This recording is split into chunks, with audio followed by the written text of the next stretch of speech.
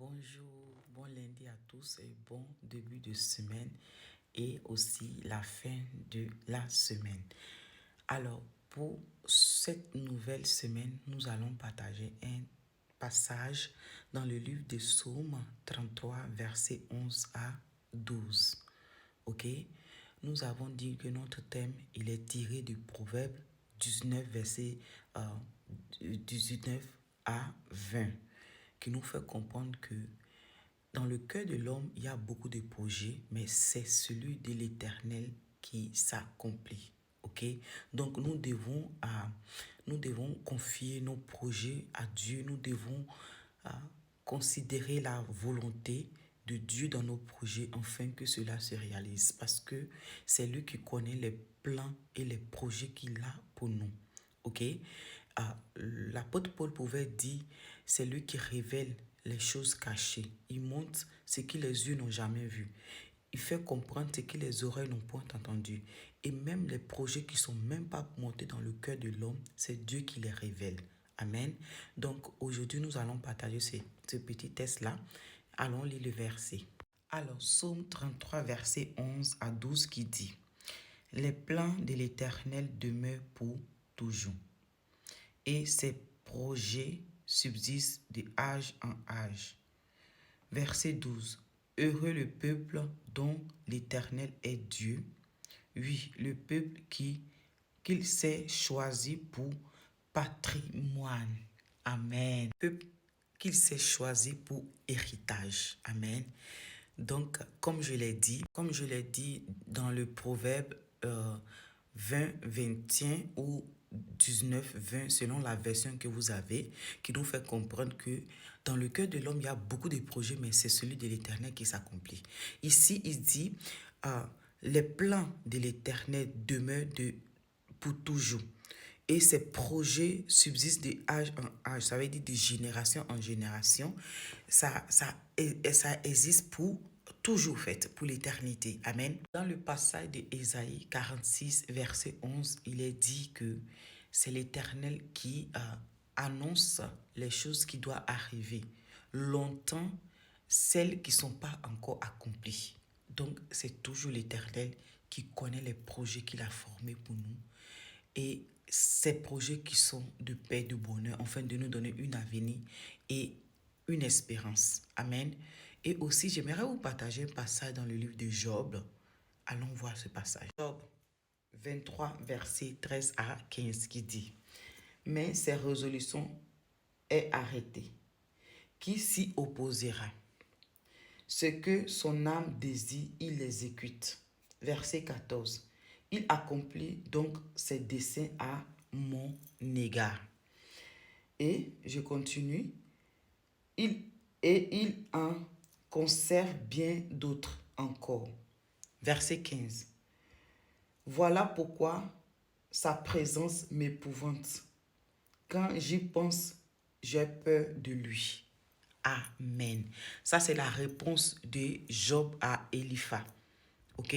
Job, quand il traversait ces moments de difficulté, il y avait 3 de ses amis qui sont venus l'accuser, qui sont venus le traiter de tout et de n'importe quoi, qui parlaient à la place de Dieu sur Job. Et voici l'une des réponses que Job a données à Eliphaz, en lui disant, voici ce que Dieu fait pour moi.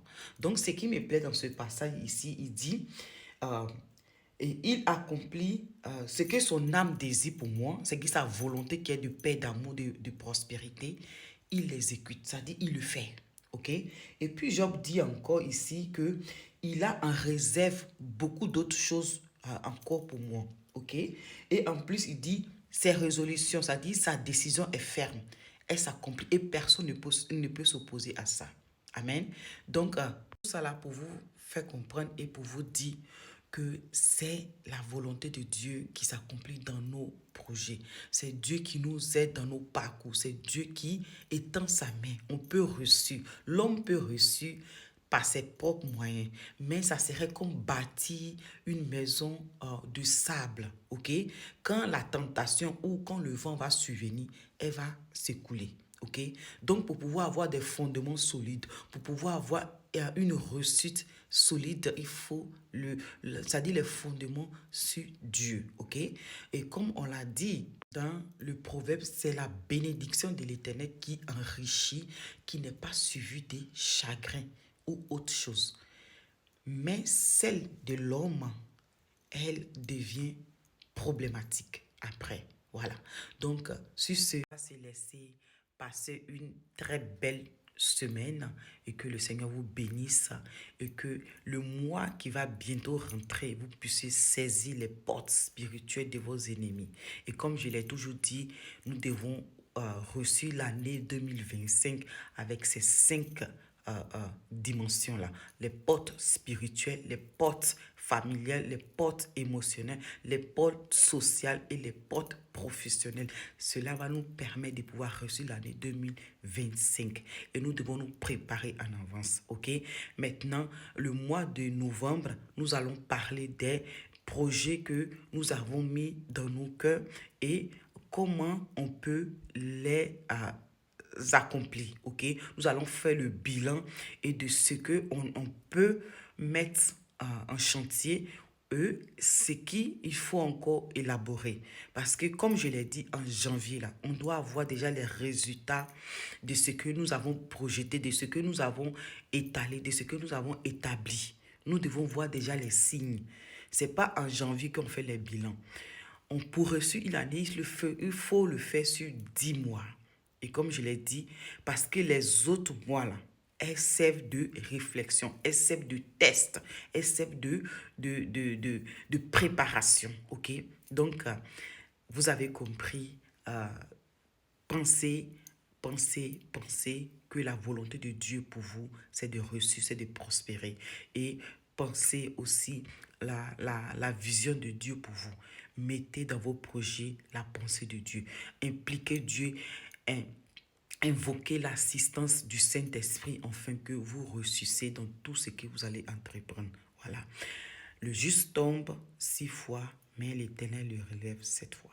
Donc, voilà, je l'ai dit à ma manière. Donc, c'est pour dire que le malheur atteint souvent le juste, mais le Seigneur en délivre toujours. Donc, cela ne veut pas dire que vous n'allez pas avoir des défis, mais ces défis-là viennent pour vous former, pour vous forger, hein, pour vous propulser encore de plus. Sinon, vous aurez quel témoignage?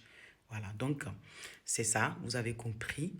Et donc sur ce, on va se laisser passer une très belle semaine. Et aussi, je vais en profiter pour dire merci à tous les Ivoiriens, merci à nous pour ce que nous avons accompli pour nos Mimi, pour notre Mimi national. Mimi national. Et vraiment, je suis tellement heureuse pour lui et je suis fière d'être Ivoirien, je suis fière des Ivoiriens, je suis fière de cette nation. Voilà, union, discipline, travail. Et aussi remercier toutes ces nations qui nous ont soutenus aussi, qui ont soutenu Mimi dans ce projet-là, dans ce défi-là, qui était vraiment un défi de feu. Mais Dieu, vraiment, voilà, ça s'est passé comme ça s'est passé, vraiment. La bénédiction pour tous, voilà, sur toutes les nations. Voilà, parce qu'il y a des gens de d'autres pays qui ont vraiment supporté, qui ont été contagiés par cet amour envers notre Mimi. Et ils se sont aussi impliqués dans ça. Et ça, c'est vraiment louable. OK? Bye, ciao.